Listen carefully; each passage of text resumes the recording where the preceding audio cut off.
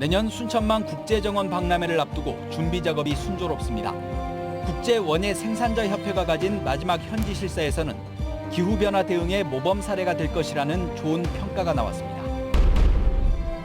광양시의 4차 재난지원금 예산 심사가 하루 앞으로 다가왔습니다. 지급 방식을 두고 갈등을 빚었던 광양시와 의회가 합의점을 찾을 수 있을지 관심이 모아지고 있습니다. 코로나19와 고유가 속에서도 올해 전남의 수출이 큰 폭으로 늘고 있습니다. 수출 시장도 다변화되면서 역대 최대 실적을 보이고 있습니다. 부동산 규제 지역이 해제된 뒤에도 여수에서 청약 미달 사태가 빚어지고 있습니다. 대출 이자 상승과 경기 침체로 분양시장 심리가 위축된 게 원인으로 풀이됩니다. 안녕하십니까. 월요일 밤 여수 MBC 뉴스데스크입니다. 광양시의 4차 재난지원금 예산 심사가 하루 앞으로 다가왔습니다. 그동안 지급 방식을 두고 광양시와 시의회가 갈등을 빚어왔는데 절충점을 찾는 선에서 양측이 막판 협상을 벌이고 있습니다. 문형철 기자입니다. 만 19세를 기준으로 재난지원금을 차등 지급하겠다는 광양시와 모든 시민에게 같은 금액을 줘야 한다고 맞섰던 시의회. 시민들의 생각도 엇갈렸습니다. 저한테 이익이긴 한데 저는 그걸 떠나서서 우선은 시장이 약속을 지켜야 한다고 생각을 해서 소외감도 들고 또 너무 과한 것 같아요. 100만 원이라는 숫자 그 적은 돈이 아니에요. 지급 방식을 두고 양측이 쉽게 합의점을 찾지 못하자 의회 내부에서는 모든 시민에게 20만 원씩만 우선 지급한 뒤 추후에 추가 지원을 검토하는 방안 등이 거론되기도 했습니다. 의회의 공통된 의견이 이제 보편적 지급인데 이걸 갖다가 우리 집행부 쪽에 또 의사 전달을 했고 갈등을 최소화하는 데 우리가 역점을 두고 정인화 시장 입장에서는 지원금이 대폭 삭감될 경우 핵심 공약을 지키지 못했다는 비판을 피할 수 없고 임기 시작부터 의회와 충돌하는 모양새도 적지 않은 부담입니다. 이와 관련해 광양시 관계자는 차등 지급에 대한 정 시장의 의지는 확고하지만 금액 차이를 줄이는 방식을 고민 중이라고 밝혔고 실제로 집행부와 의회가 구체적인 절충안을 놓고 막판 협상을 벌이고 있는 것으로 알려졌습니다.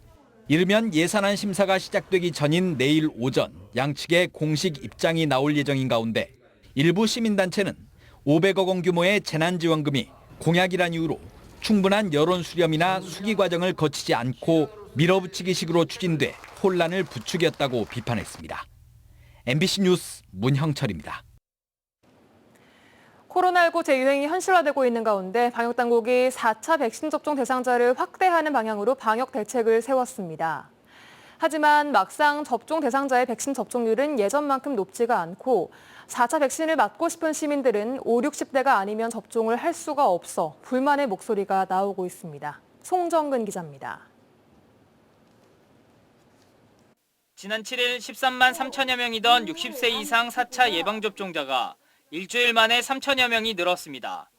코로나19가 재유행하면서 접종 속도도 빨라지고 있는데 지금까지 60세 이상 접종자는 48.8%로 2명 중 1명은 접종을 완료했습니다. 하지만 90%를 웃돌던 3차 접종 때와 비교하면 접종률은 한참 낮습니다. 백신 부작용이 심하고 예방 효과도 떨어진다고 느끼기 때문입니다. 1차, 2차는 괜찮았는데 3차 때는 조금 많이 굉장히 고개가 안 돌아갈 정도로 이게 조금 근육통이 심했거든요. 그래서 지금 현재 조금 제가 주저하고 있는 그런 시점이에요.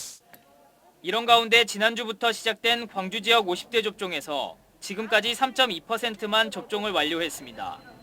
다음 주부터 본격적인 접종을 앞두고 있는 가운데 먼저 접종을 시작한 60세 이상을 보면 접종률이 높지 않을 것으로 예상되고 있습니다. 현재 광주에는 6만여 명이 한꺼번에 맞을 수 있는 백신 물량이 있지만 접종 희망자가 많지 않을 경우 백신이 남아도는 상황이 발생할 수도 있습니다. 이와 반대로 60대 이상과 50대를 제외한 나머지 연령대의 시민들은 기저질환이 있는 경우에만 4차 접종을 할 수 있습니다. 수험생이나 접종 희망자들은 기저질환이 없으면 맞고 싶어도 맞을 수가 없는 겁니다. 제가 3차까지 맞은 상황인데 그래도 4차까지 맞으면 더 도움이 될 것 같은데 지금 4차 접종은 지금 20대가 안 되고 있어서 많이 아쉬운 것 같습니다. 최근 광주 전남의 일일 확진자 규모가 3,000명을 넘어서는 등 확산세가 거세지고 있습니다. 방역당국은 재확산의 대책으로 50대의 4차 접종을 호소하고 있습니다. 이번에 4차 접종 대상자로 포함되신 50세 이상과 18세 이상 기저질환자 등 고위험군은 4차 접종을, 4차 접종 대상자뿐만 아니라 나머지 연령대의 백신 접종도 확대해달라는 목소리가 있는 만큼 잔여 백신 물량을 줄이고 코로나 확산도 차단하기 위한 방역당국의 결단이 필요해 보입니다. MBC 뉴스 송정근입니다. 광양시가 코로나19 재유행에 따른 피해를 최소화하기 위해 대응 계획을 추진합니다. 광양시는 식당 등 식품 접객업소와 공중위생업소를 중심으로 방역 점검을 강화하고 관련 신고가 접수될 경우 신속하게 대응하기 위해 민원 처리 기동반을 운영한다고 밝혔습니다. 한편 광양시는 방역수칙 위반 관련해 지금까지 200건의 시정 조치를 내리고 97건에 대해서는 고발과 행정처분을 한 바 있습니다. 부동산 규제지역 해제 이후에도 여수에서 청약 미달 사태가 빚어지고 있습니다. 한국부동산원 청약홈에 따르면 지난 18일부터 20일까지 청약을 받은 여수시 관문동의 한 주상복합단지는 일반 공급 174가구 모집에 1, 2순위 청약에서 125건에 그쳤습니다. 반면 대전시 중구에 위치한 아파트는 평균 22.2대 1의 경쟁률을 기록해 지역별 차이를 보였습니다. 비규제 지역이 되면 세금 등 규제가 완화되지만 대출 이자 상승과 경기 침체에 따른 우려로 분양시장 심리가 여전히 위축돼 있는 것으로 분석됩니다. 2023 순천만 국제정원박람회가 본격적인 개최 준비에 들어갑니다. 국제원예 생산자협회 측도 순천 현지 실사를 마쳤고 전남도와 순천시도 박람회 재원 마련과 협력체계 구축에 나섰습니다. 강서영 기자입니다. 지난 23일 국제원예생산자협회 AIPH 현지실사단이 순천에 방문했습니다. 버나드 오스트롬 등 협회장을 포함한 AIPH 실사단 7명은 이틀 동안 순천에 방문해 포럼 연설과 정원박람회의 전반적인 준비 상황을 점검했습니다. AIPH는 정원박람회를 국제행사로 인정할 수 있는 국제인정기관입니다. AIPH 실사단은 정원박람회가 국제행사인 만큼 외국인 관광객 유치 방안 마련을 당부한 것으로 알려졌습니다. 박람회 조직위원회는 분화구 정원 등 정원 박람회에서 선보일 새 구조물들의 공사 진행률이 60에서 70% 수준이라고 밝혔습니다. 또 박람회장과 동천변을 잇는 유람선을 운영하고 다리도 새로 건설하는 등 기존의 정원을 새롭게 구성하고 있다고도 밝혔습니다. 그다음에 미래정원, 식물원 등도 이렇게 차질 없이 새로운 시설들을 갖추고 있고 담그고 쉴 수 있는 그런 공간도 좀 확보하고. 노관규 순천시장도 정원박람회 관련 첫 업무 보고를 받는 등 지자체도 박람회 준비에 박차를 가하고 있습니다. 전라남도도 순천시와의 협력을 강화해 동천 뱃길 조성과 순천 교량교 재가설 등 6개 사업에 도비 100억 원을 추가로 투입해 지원할 예정입니다. MBC 뉴스 강서영입니다. 전남도의회 교육위원회가 학교급식 식품비 지원 예산을 대폭 증액했습니다. 교육위는 최근 식재료 가격 폭등으로 학교급식의 부실이 우려됨에 따라 이번 전남교육청 제1회 추경 예산안 가운데 학교급식 식품비 지원 예산을 19억 9천여만 원 증액했습니다. 전남교육청의 올해 추경 예산안 규모는 당초 예산보다 1조 2천억여 원이 증액된 5조 5,700억여 원으로 예결위와 본회의를 거쳐 최종 확정될 예정입니다. 여수지방 해양수산청이 여름 휴가철을 맞아 연안 여객선 특별 수송 대책을 추진합니다. 해수청은 오는 8월 10일까지 여수와 고흥 지역 12개 항로를 이용하는 여객과 차량이 늘어날 것으로 보고 여객선 운항 횟수를 1,774회로 확대합니다. 해수청은 코로나19가 다시 확산되고 있다며 이용객들은 반드시 마스크를 착용하고 여객선 내에서는 음식물을 섭취하지 말 것을 당부했습니다.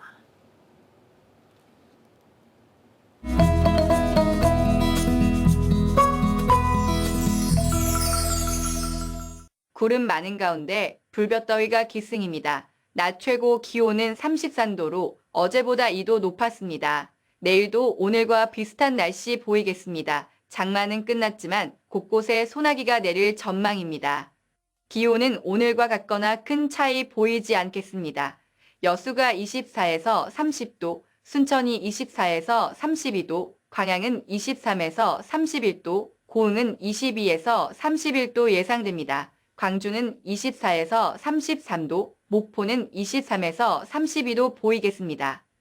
해상은 맑은 날씨 이어집니다. 파도는 남해서부 앞바다에서 0.5m, 바람은 초속 4m에서 7m로 불겠습니다.